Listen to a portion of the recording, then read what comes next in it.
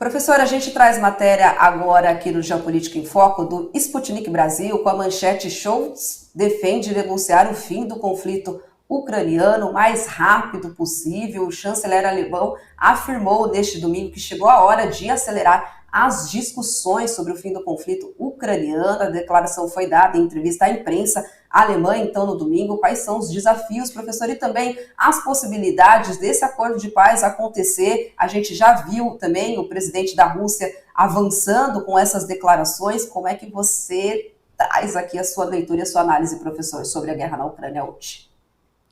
Olha, eu não deixo de estar em regozijo, porque eu acompanhei a guerra na Ucrânia desde o primeiro dia, 24 de fevereiro de 22. E não tenham a menor dúvida, naquele dia eu firmei uma posição firme e clara ao lado da Federação Russa. Não ao lado do presidente Vladimir Putin, necessariamente. E aí foi uma celeuma, parte da chamada esquerda, parte dos progressistas, que sempre tem polêmica. Vocês não imaginam a polêmica que foi, né?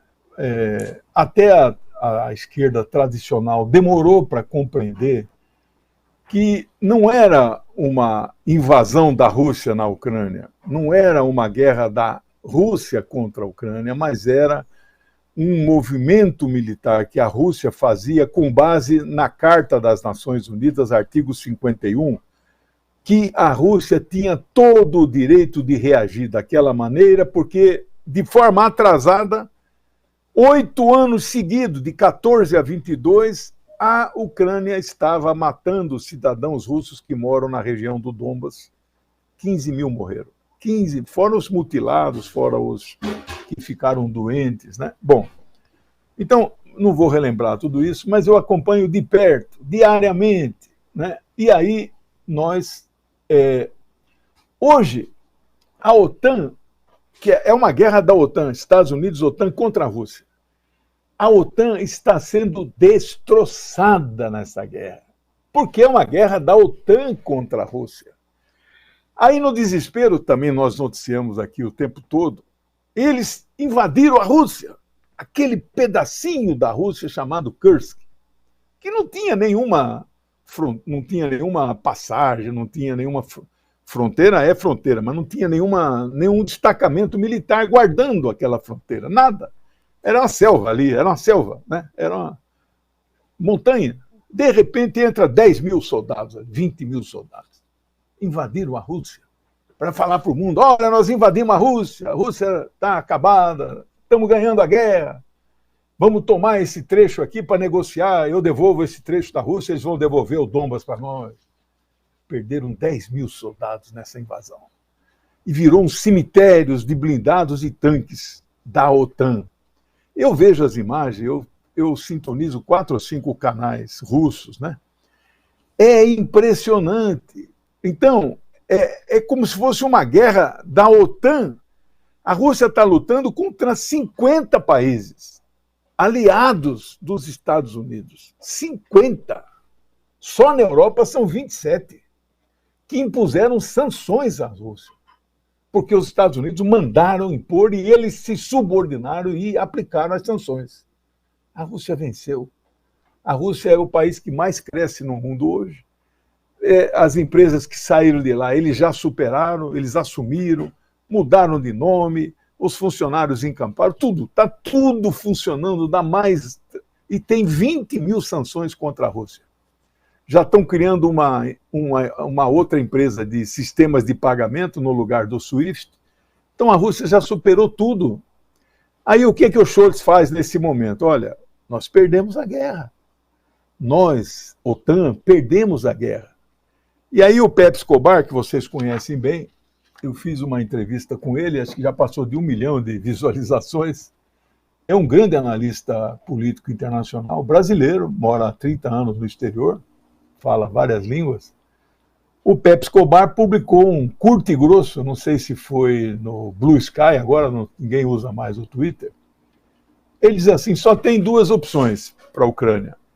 Ou ela declara rendição incondicional, não tem saída, perdeu tudo. ou a Ucrânia acaba. Não tem saída. Então, é a declaração. O Scholz, percebendo isso, Olaf Scholz, percebendo isso, ele então está preparando um plano de paz. O Brasil tem um plano de paz. A China tem um plano de paz. Juntaram os dois e fizeram lá um bem bolado. Agora é o plano de paz sino-brasileiro. Todo mundo concorda com isso. Todo mundo, menos a Ucrânia e os Estados Unidos, é claro, né? E é citado como plano de paz sino-brasileiro, China-Brasil. Agora o Scholz, para não ficar sozinho e isolado, ele está apresentando o plano dele. Só que o plano dele tem coisas que o plano do Brasil não... Porque o plano do Brasil é convocação de uma conferência internacional de paz. Ele fala na conferência, mas ele já fala uma coisa que ninguém falou até agora. A Ucrânia vai ter que fazer concessões territoriais. Esta palavra mágica ninguém falava até agora. Ou seja, aquelas 4 províncias que já foram anexadas por plebiscito, que o povo concordou, eu quero ser russo, 98% da população decidiu, eu quero ser russo. Ali só mora russo. Claro, fala-se ucraniano, mas a maioria, todo mundo fala russo também. Então, essa é a grande novidade. Então, por isso, essa notícia é muito importante, não é? E a outra notícia que eu quero dar para vocês é que, enquanto eles expulsam as tropas ucranianas lá no Donbas, que estão fugindo, que estão morrendo, etc., etc., no Donbas falta pouquinho para a Rússia completar totalmente a ocupação do Donbas, que significa 1/3 de todo o território ucraniano. Vamos acompanhar, não há detalhes ainda de qual é essa proposta que o Scholz vai apresentar. Obrigado. E aí, mas é uma grande novidade, não é qualquer pessoa apresentando, não que o Lula e o Xi Jinping sejam quaisquer pessoas. Mas ele é o foco da Europa, ele é o subordinado dos Estados Unidos. Então, ele rompe com o Biden ao falar isso. Ele quebra a unidade com os Estados Unidos. Então, essa é a grande novidade. Vamos acompanhar aí.